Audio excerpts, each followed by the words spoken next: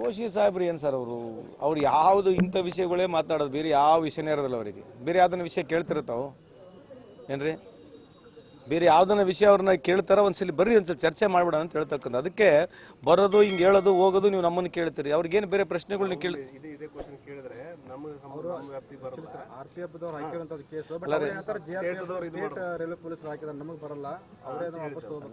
ನನಗೆ ಮಾಹಿತಿ ಇಲ್ಲ, ನಾನು ಕನ್ಫರ್ಮ್ ಮಾಡಿ ಹೇಳ್ತೀನಿ. ಬಟ್ ನಮ್ಮ ಸರ್ಕಾರ ಆಗಿದ್ರೆ ನಾವು ಮಾತಾಡ್ತೀವಿ, ಅವ್ರ ಸರ್ಕಾರದ ಅವ್ರು ಮಾತಾಡಲಿ. ಅದಕ್ಕೆ ನಾನು ರಾಜಕೀಯವಾಗಿ ಯಾವ್ದು ಟೀಕೆ ಮಾಡೋಕ್ಕೆ ಹೋಗೋದಿಲ್ಲ.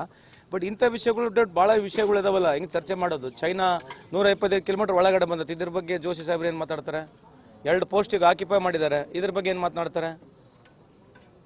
ಮಾತಾಡಲ್ವ ಇದ್ರ ಬಗ್ಗೆ? 125 ಕಿಲೋಮೀಟರ್ ಚೈನಾ ಈ ದೇಶದ ಒಳಗಡೆ ಬಂದಿದೆ, ಇದ್ರ ಬಗ್ಗೆ ಏನು ಮಾತಾಡೋದು ಬೇಡ? ಇದ್ರ ಬಗ್ಗೆ ಚರ್ಚೆಯಲ್ಲಿ ಸಾರ್ವಜನಿಕರಿಗೆ ಆಗೋದೇ ಬೇಡ, ಯುವಕರಿಗೆ ಗುರುತಾಗೋದೇ ಬೇಡ ಏನ್ರಿ? ಚೈನಾ ಕಳೆದ 10 ವರ್ಷದಲ್ಲಿ ಹೆಂಗೆ ಮುಂದೆ ಹೋಗಿದೆ ಅದರ ಬಗ್ಗೆ ಎಲ್ಲ ಚರ್ಚೆ ಸಮರ್ಪಕವಾಗಿ ಆಗ್ಬೇಕಾ ಬೇಡ? ನಾವು ಬರೀ ಬಾಂಗ್ಲಾದೇಶಿಗೆ ಪಾಕಿಸ್ತಾನ ಹೋಲ್ಸ್ಕೊಂಡು ನೋಡೋದಾ ಏನ್ರಿ? ಭಾರತ ದೇಶ ಬರೀ ಬಾಂಗ್ಲಾದೇಶಿಗೆ ಪಾಕಿಸ್ತಾನ ನೋಡ್ಕೊಂಡು ಹೋಲ್ಕೊಂಡು ಹೋಗೋದಾ? ಬೇರೆ ಯಾವ ದೇಶಗಳು ಹೋಲ್ಕೋಬೇಕು? ಜಪಾನಿಗೆ ಹೋಲ್ಕೊಂಡು ಮಾಡಿ ನೋಡೋಣ, ಸೌತ್ ಕೊರಿಯಾಗೆ ಮಾಡೋಣ, ಚೈನಾಗೆ ಮಾಡೋಣ, ಜರ್ಮನಿಗೆ ಮಾಡೋಣ, ಫ್ರಾನ್ಸಿಗೆ ಮಾಡೋಣ? ಯಾವ ದೇಶಕ್ಕೆ ಹೋಲಿಕೆ ಮಾಡಿ ನೋಡ್ಬೇಕು ನಾವು? ಯಾವ ದೇಶಕ್ಕೆ ಹೋಲಿಕೆ ಮಾಡ್ಬೇಕು?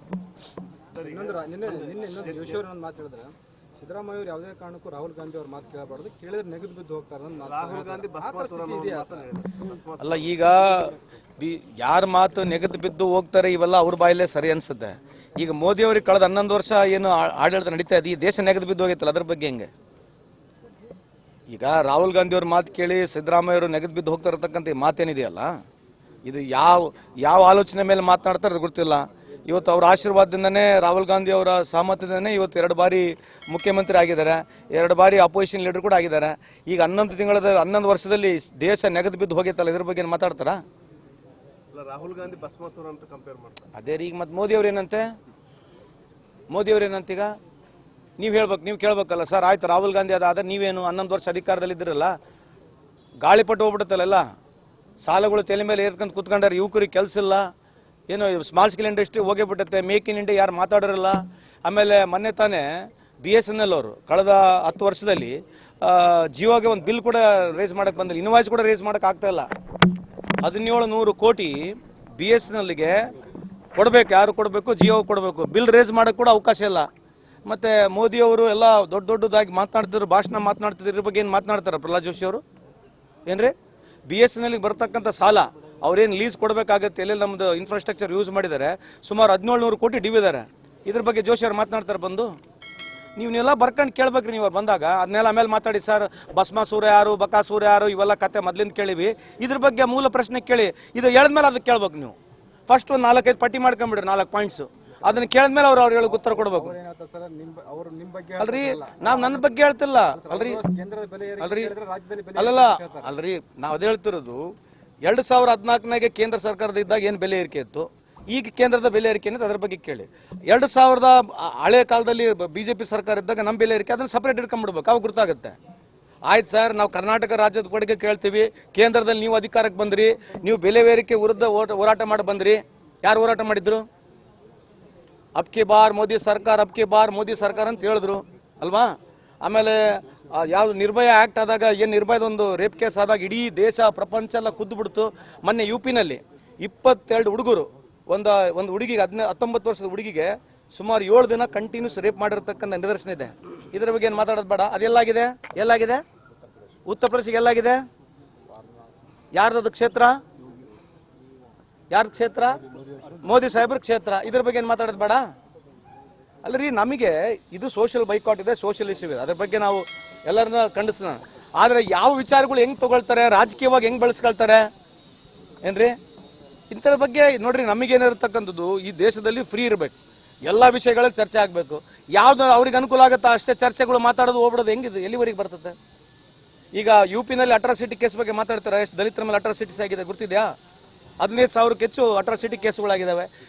ಸುಮಾರು MP ನಲ್ಲಿ 7,000ಕ್ಕೆ ಹೆಚ್ಚು ಅಟ್ರಾಸಿಟಿ ಕೇಸುಗಳಾಗಿದ್ದಾವೆ. BJP ಇರ್ತಕ್ಕಂಥ ರಾಜ್ಯಗಳಲ್ಲಿ ಯಾಕೆ ಇಷ್ಟು ಅಟ್ರಾಸಿಟಿ ಕೇಸುಗಳು ಜಾಸ್ತಿ ಆಗ್ತದೆ ದಲಿತರ ಮೇಲೆ? ದಲಿತರುಗಳು ಹಿಂದೂ ಅಲ್ವಾ? ಅವರು ದಲಿತರುಗಳು ಹಿಂದೂ ಅಲ್ವಾ? ಮತ್ತೆ ಯಾಕೆ ಅವ್ರ ಮೇಲೆ ಅತ್ಯಾಚಾರ ಯಾಕೆ ಆಗ್ತದೆ? ಜ್ಯೋತಿಬಾಯಿ ಫುಲೆ ಪಿಕ್ಚರ್ ಯಾಕೆ ರಿಲೀಸ್ ಮಾಡ್ತಾ ಇಲ್ಲ? ಯಾಕೆ ಬಿಡಬಾರ್ದ ಪಿಕ್ಚರ್ ರಿಲೀಸ್ ಮಾಡಕ್ಕೆ? ಯಾಕೆ ಅಬ್ಜೆಕ್ಷನ್ ಮಾಡ್ತಾ ಇದಾರೆ? ಇವೆಲ್ಲ ಸೋಷಿಯಲಿಸ್ಟ್ ಜನಕ್ಕೆ ಗುರ್ತಾಗಬೇಕು, ಯುವ ಜನತೆ ಗುರ್ತಾಗಬೇಕು. ಇದ್ರ ಬಗ್ಗೆ ಲಾರ್ಜರ್ ಫ್ರಂಟ್ ಅಲ್ಲಿ ಚರ್ಚೆ ಆಗ್ಬೇಕು ಅನ್ನೋದು ನಮ್ಮ ವಾದ. ಸರ್ ಈಗ ಧಾರವಾಡದಲ್ಲಿ ಜನಿವಾರದ ಮತ್ತೊಂದು ಧಾರವಾಡದಲ್ಲಿ ಒಂದು ಪ್ರಕರಣ ಆಗಿರೋದು. ಏನಾಗಿದೆ ಪ್ರಕರಣ? ಪರೀಕ್ಷೆ ಪರೀಕ್ಷೆ ಬರೆಯಕ್ಕೆ ಹೋದಾಗ ಜನವಾರ ತೆಗೆಸಿದ್ದು ಅಂದ್ರೆ ಮೊನ್ನೆಷ್ಟೇ ಅದೇ ರೀ, ಯಾರು ತೆಗೆಸಿದವ್ರು ಯಾರು? ಎಕ್ಸಾಮ್ ಅಧಿಕಾರಿಗಳು ಸಿಬ್ಬಂದಿಗಳು ಅಲ್ಲ ಕರೆಕ್ಟ್, ಅವನೇನು ಗೌರ್ಮೆಂಟ್ ನೌಕರರು ಅವನು? ಅಲ್ಲ ಕೇಳ್ತ ಗೌರ್ಮೆಂಟ್ ನೌಕರ ಮೇಲೆ ಪರೀಕ್ಷಾ ಅಲ್ಲ, ಗೌರ್ಮೆಂಟ್ ನೌಕರರು ಅವರು ಸಿಇಟಿ ಪರೀಕ್ಷೆ ಬರ್ಲಿಕ್ಕೆ ಹೋದ್ರು. ಅಲ್ಲ, ನಾನು ಕೇಳಿದ್ದು ಗೌರ್ಮೆಂಟ್ ನೌಕರಿ ಮಾಡೋನು ಅವನು, ಹೌದೌದು ಗೌರ್ಮೆಂಟ್ ಎಂಪ್ಲಾಯ್ ಏನ್ರಿ ಅವನು? ಅಲ್ಲ ಯಾರು ಪರೀಕ್ಷೆ ಗೊತ್ತಿಲ್ಲ. ಅಲ್ಲ, ಗೌರ್ಮೆಂಟ್ ಎಂಪ್ಲಾಯ್ ಇದ್ರೆ ಚೆಕ್ ಮಾಡಿ ನೋಡ್ತೀವಿ, ಆಯ್ತಾ? ಒಂದು ಈ ಸಾರ್ವಜನಿಕ ಅಂತಂದ್ರೆ ಅವನೇನು ಮನಸ್ಥಿತಿ ಸರಿ ಇರ್ಲಿಕ್ಕಿಲ್ಲ ಅಂತ. ಸರ್ ಅಲ್ಲಿ ಸಿಬ್ಬಂದಿ ಅಲ್ರಿ, ಈಗ ಪ್ರೈವೇಟ್ ಅಲ್ರಿ, ಪ್ರೈವೇಟ್ ಏನು ಗೌರ್ಮೆಂಟ್ ರೀ? ನೀವು ಅದನ್ನ ಕೇಳಕ್ ಬರಲ್ಲ, ಹೇಳಿದ ತಕ್ಷಣ ಬಡ ಬಡ ಬಡ ಮಾತಾಡ್ಬಿಡ್ತೀರಿ. ಅಲ್ಲ ಧಾರವಾಡದಲ್ಲಿ ಘಟನೆ ಆಗಿದೆ. ಅದೇ ರೀ ಹೇಳ್ತಿರೋದು, ಅವ್ನು if it is a private how can we act? Definitely if this rules according to rules ಅವ್ನಿಗೆ ಏನು ಕ್ರಮ ತಗೊಳ್ತೀವಿ. ಪ್ರೈವೇಟ್ ಕಂಪ್ನಿಲಿ ಆಗಿರ್ತಕ್ಕಂಥದಕ್ಕೆ ಹೆಂಗ್ ನಾವೇನ್ ಮಾಡಕ್ಕಾಗ್ತದೆ?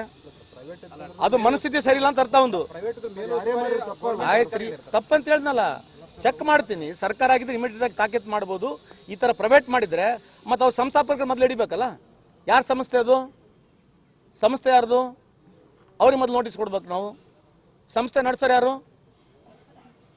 ಸಂಸ್ಥೆ ನಡೆಸೋರು ಯಾರು? ಮತ್ತೆ ಅವ್ರಿಗೆ ನೋಟಿಸ್ ಕೊಡ್ಬೇಕು ಬೇಡ? ಫಸ್ಟ್ ಕೊಡೋಣ ಅಂತ ಅಲ್ರಿ. ಈಗ ನಾನು ಕಂಪ್ಲೇಂಟ್ ಏನು ಲಿಖಿತ ಬಂದ ನಾನು ಮಾಡ್ಬೋದು. ನೀವು ಕೇಳಿದ್ರೆ ಉತ್ತರ ಕೊಟ್ಟಿದ್ದೀನಿ.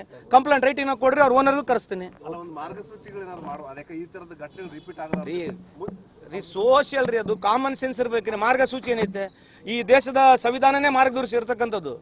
ಫ್ರಟರ್ನಿಟಿ ಅಂದ್ರೆ ಏನು? ಫ್ರಟರ್ನಿಟಿ ಅಂತಂದ್ರೆ ಎಲ್ಲರಿಗೂ ಗೌರವ ಕೊಡ್ಬೇಕಂತಕ್ಕಂಥದ್ದು, ಪ್ರತಿಯೊಬ್ಬರಿಗೆ ಈ ದೇಶದಲ್ಲಿ ಗೌರವ ಸಿಗ್ಬೇಕಂತಕ್ಕಂಥದ್ದು ಅಲ್ವಾ? ಬಟ್ ಆದ್ರೂ ಆಗ್ತಾ ಇದೆ ಸರ್. ಅದಕ್ಕೆ ರೀ ಮನಸ್ಥಿತಿ ಸರಿ ಇಲ್ಲ. ಈಗ ಯಾರನ್ನ ಕಂಪ್ಲೇಂಟ್ ಕೊಟ್ರಿ ಏನ್ ಮಾಡ್ಬೇಕು? ಈಗ ನಾನು ಕಂಪ್ಲೇಂಟ್ ಕೊಟ್ರೆ ನಾನು ತಾನೇ ಚೆಕ್ ಮಾಡೋದು. ನೀವು ಹೇಳಿದಿರಿ, ಅದಕ್ಕೆ ಪ್ರತೀಕ ಕೊಟ್ಟಿದ್ದೀನಿ. ಅವ್ರ ಓನರ್ ಯಾರು ಅವ್ರಿಗೆ ಕೂಡ ಕೇಳ್ಬೇಕಲ್ವಾ? ಈ ತರ ಯಾಕೆ ನಿಮ್ಮ ಎಂಪ್ಲಾಯ್ ಮಾಡ್ತಾನೆ ಅಂತ ಅವ್ರನ್ನೂ ಕೂಡ ಕೇಳಬೇಕು. ಸೊ ನನಗೆ ಯಾರನ್ನ ರಿಟರ್ನ್ ಕಂಪ್ಲೇಂಟ್ ಕೊಟ್ರೆ ನಾನು ಡೆಫಿನೆಟ್ಲಿ ಪತ್ತೆ ಹಚ್ತೇನೆ. ಸರ್ ಈಗ ಧಾರವಾಡದಲ್ಲಿ ಜನಿವಾರದ ಮತ್ತೊಂದು ಧಾರವಾಡದಲ್ಲಿ ಒಂದು ಪ್ರಕರಣ ಆಗಿರೋದು. ಏನಾಗಿದೆ ಪ್ರಕರಣ? ಪರೀಕ್ಷೆ ಪರೀಕ್ಷೆ ಬರೆಯಕ್ಕೆ ಹೋದಾಗ ಜನವಾರ ತೆಗೆಸಿದ್ದು ಅಂದ್ರೆ ಮೊನ್ನೆಷ್ಟೇ ಅದೇ ರೀ, ಯಾರು ತೆಗೆಸಿದವ್ರು ಯಾರು? ಎಕ್ಸಾಮ್ ಅಧಿಕಾರಿಗಳು ಸಿಬ್ಬಂದಿಗಳು ಅಲ್ಲ ಕರೆಕ್ಟ್, ಅವನೇನು ಗೌರ್ಮೆಂಟ್ ನೌಕರರು ಅವನು? ಅಲ್ಲ ಕೇಳ್ತ ಗೌರ್ಮೆಂಟ್ ನೌಕರ ಮೇಲೆ ಪರೀಕ್ಷಾ ಅಲ್ಲ, ಗೌರ್ಮೆಂಟ್ ನೌಕರರು ಅವರು? ಸಿಇಟಿ ಪರೀಕ್ಷೆ ಬರ್ಲಿಕ್ಕೆ ಹೋದ್ರು. ಅಲ್ಲ, ನಾನು ಕೇಳಿದ್ದು ಗೌರ್ಮೆಂಟ್ ನೌಕರಿ ಮಾಡೋನು ಅವನು? ಹೌದೌದು ಗೌರ್ಮೆಂಟ್ ಎಂಪ್ಲಾಯ್ ಏನ್ರಿ ಅವನು? ಅಲ್ಲ ಯಾರು ಪರೀಕ್ಷೆ ಗೊತ್ತಿಲ್ಲ. ಅಲ್ಲ, ಗೌರ್ಮೆಂಟ್ ಎಂಪ್ಲಾಯ್ ಇದ್ರೆ ಚೆಕ್ ಮಾಡಿ ನೋಡ್ತೀವಿ, ಆಯ್ತಾ? ಒಂದು ಈ ಸಾರ್ವಜನಿಕ ಅಂತಂದ್ರೆ ಅವನೇನು ಮನಸ್ಥಿತಿ ಸರಿ ಇರ್ಲಿಕ್ಕಿಲ್ಲ ಅಂತ. ಸರ್ ಅಲ್ಲಿ ಸಿಬ್ಬಂದಿ ಅಲ್ರಿ, ಈಗ ಪ್ರೈವೇಟ್ ಅಲ್ರಿ, ಪ್ರೈವೇಟ್ ಏನು ಗೌರ್ಮೆಂಟ್ ರೀ? ನೀವು ಅದನ್ನ ಕೇಳಕ್ ಬರಲ್ಲ, ಹೇಳಿದ ತಕ್ಷಣ ಬಡ ಬಡ ಬಡ ಮಾತಾಡ್ಬಿಡ್ತೀರಿ. ಅಲ್ಲ ಧಾರವಾಡದಲ್ಲಿ ಘಟನೆ ಆಗಿದೆ. ಅದೇ ರೀ ಹೇಳ್ತಿರೋದು, ಅವ್ನು if it is a private how can we act? Definitely if this rules according to rules ಅವ್ನಿಗೆ ಏನು ಕ್ರಮ ತಗೊಳ್ತೀವಿ. ಪ್ರೈವೇಟ್ ಕಂಪ್ನಿಲಿ ಆಗಿರ್ತಕ್ಕಂಥದಕ್ಕೆ ಹೆಂಗ್ ನಾವೇನ್ ಮಾಡಕ್ಕಾಗ್ತದೆ? ಅದು ಮನಸ್ಥಿತಿ ಸರಿ ಇಲ್ಲ ಅಂತ ಅರ್ಥ ಒಂದು. ಆಯ್ತು ರೀ, ತಪ್ಪಂತ ಹೇಳ್ದಲ್ಲ, ಚೆಕ್ ಮಾಡ್ತೀನಿ. ಸರ್ಕಾರ ಆಗಿದ್ರೆ ಇಮಿಡಿಯೇಟ್ ಆಗಿ ತಾಕೀತು ಮಾಡ್ಬೋದು. ಈ ತರ ಪ್ರೈವೇಟ್ ಮಾಡಿದ್ರೆ ಮತ್ತೆ ಅವ್ರು ಸಂಸ್ಥಾಪಕರು ಮೊದಲು ಹಿಡಿಬೇಕಲ್ಲ. ಯಾರ ಸಂಸ್ಥೆ ಅದು? ಸಂಸ್ಥೆ ಯಾರ್ದು? ಅವ್ರಿಗೆ ಮೊದಲು ನೋಟಿಸ್ ಕೊಡ್ಬೇಕು ನಾವು. ಸಂಸ್ಥೆ ನಡೆಸೋರು ಯಾರು? ಸಂಸ್ಥೆ ನಡೆಸೋರು ಯಾರು? ಮತ್ತೆ ಅವ್ರಿಗೆ ನೋಟಿಸ್ ಕೊಡ್ಬೇಕು ಬೇಡ? ಫಸ್ಟ್ ಕೊಡೋಣ ಅಂತ ಅಲ್ರಿ. ಈಗ ನಾನು ಕಂಪ್ಲೇಂಟ್ ಏನು ಲಿಖಿತ ಬಂದ ನಾನು ಮಾಡ್ಬೋದು. ನೀವು ಕೇಳಿದ್ರೆ ಉತ್ತರ ಕೊಟ್ಟಿದ್ದೀನಿ. ಕಂಪ್ಲೇಂಟ್ ರೈಟಿಂಗ್ ಕೊಡ್ರಿ, ಅವ್ರ ಓನರ್ಗೂ ಕರೆಸ್ತೀನಿ. ಅಲ್ಲ ಒಂದು ಮಾರ್ಗಸೂಚಿಗಳು ಏನಾದ್ರು ಮಾಡುವ, ಅದಕ್ಕೆ ಈ ತರದ ಘಟನೆ ರಿಪೀಟ್ ಆಗಲ್ಲ ರೀ ಸೋಷಿಯಲ್ ರೀ, ಅದು ಕಾಮನ್ ಸೆನ್ಸ್ ಇರ್ಬೇಕ್ರಿ. ಮಾರ್ಗಸೂಚಿ ಏನೈತೆ? ಈ ದೇಶದ ಸಂವಿಧಾನನೇ ಮಾರ್ಗದರ್ಶಿ ಇರ್ತಕ್ಕಂಥದ್ದು. ಫ್ರಟರ್ನಿಟಿ ಅಂದ್ರೆ ಏನು? ಫ್ರಟರ್ನಿಟಿ ಅಂತಂದ್ರೆ ಎಲ್ಲರಿಗೂ ಗೌರವ ಕೊಡ್ಬೇಕಂತಕ್ಕಂಥದ್ದು, ಪ್ರತಿಯೊಬ್ಬರಿಗೆ ಈ ದೇಶದಲ್ಲಿ ಗೌರವ ಸಿಗ್ಬೇಕಂತಕ್ಕಂಥದ್ದು ಅಲ್ವಾ? ಬಟ್ ಆದ್ರೂ ಆಗ್ತಾ ಇದೆ ಸರ್. ಅದಕ್ಕೆ ರೀ ಮನಸ್ಥಿತಿ ಸರಿ ಇಲ್ಲ. ಈಗ ಯಾರನ್ನ ಕಂಪ್ಲೇಂಟ್ ಕೊಟ್ರಿ ಏನ್ ಮಾಡ್ಬೇಕು? ಈಗ ನಾನು ಕಂಪ್ಲೇಂಟ್ ಕೊಟ್ರೆ ನಾನು ತಾನೇ ಚೆಕ್ ಮಾಡೋದು. ನೀವು ಹೇಳಿದಿರಿ, ಅದಕ್ಕೆ ಪ್ರತೀಕ ಕೊಟ್ಟಿದ್ದೀನಿ. ಅವ್ರ ಓನರ್ ಯಾರು ಅವ್ರಿಗೆ ಕೂಡ ಕೇಳ್ಬೇಕಲ್ವಾ?